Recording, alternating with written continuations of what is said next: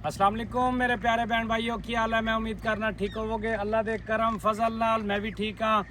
तो अलहमदुलिल्लाह तुसी मेरा चैनल देख रहे हो उमर दी धरती। मेरा नाम है उमर खान। तो मैं थोड़ा जिहा मसरूफ सा काम काज सन थोड़े जे, तो इसलिए काफ़ी दिन हो गए ने, वीडियो लेट हो गई है। लेकिन मेरे प्यारे बहन भाई मेरा ख्याल करते हैं, मेरा पता करते रहते हैं कि उमर भाई थोड़ी वीडियो नहीं आई।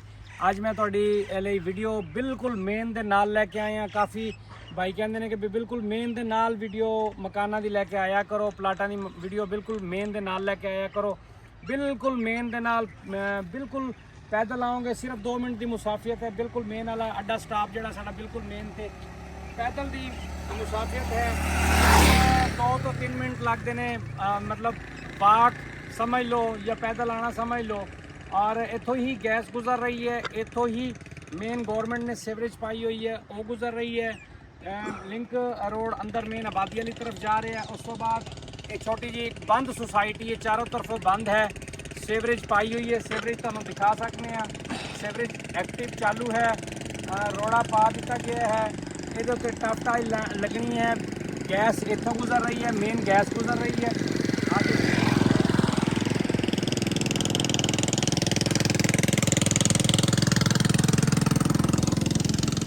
आबादी तेजी नाल इस कलोनी च जारी है। अलहमदुलिल्लाह 270 स्क्वेयर फुट का मरला दे रहे हैं, पूरा मरला है। अलहमदुलिल्लाह 225 वाला नहीं है, रेडी प्लाट है, फौरी कब्ज़ा है, फौरी रजिस्ट्री है, कोई फाइल वाला सीन नहीं है। फौरी कब्ज़ा करो, फौरी मकान बनाओ। और देख सकते हो मेरा वीडियो कैमरामैन तुहानू वीडियो के दिखाता जाए। देखो तेज़ी नाल आबादी जा रही है। उस साइड से भी और दूसरी मतलब मेन एंट्री है, एक ये मेन एंट्री है।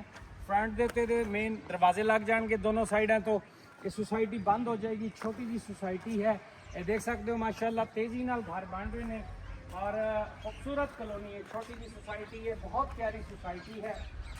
लोग माशाल्लाह तेज़ी नाल घर बना रहे हैं। अल्हम्दुलिल्लाह तमाम पर सहूलियात के नाल रास्ता है, पूरा प्लाट है। अल्हम्दुलिल्लाह बिल्कुल पूरा प्लाट है, कोई कटिंग नहीं है। अल्हम्दुलिल्लाह ये देख सकते हो तुसी इस टाइम ये आखिरी प्लाट 6 मरले का, कैमरे तो हाथ उंगली से हटा लो, पूरा 6 मरले का प्लाट ये मौजूद है।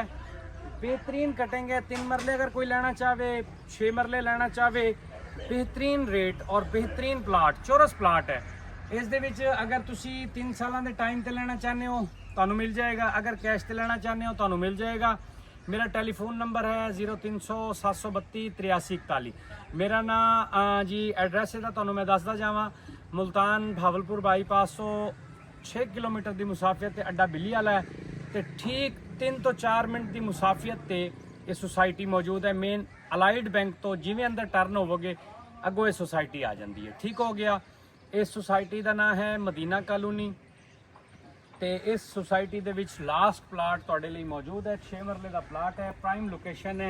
मतलब प्लाट नंबर बनता है 5वां प्लाट, प्लाट नंबर 5। और जो बहन भाई लेना चाहे किस्तां ते तुहानू मिल जाएगा 2,90,000 रुपया। 3 साल का टाइम है। कैश ते लोगे तो 2,35,000 रुपया फी मरला, 270 स्क्वेयर फुट का फी मरला है।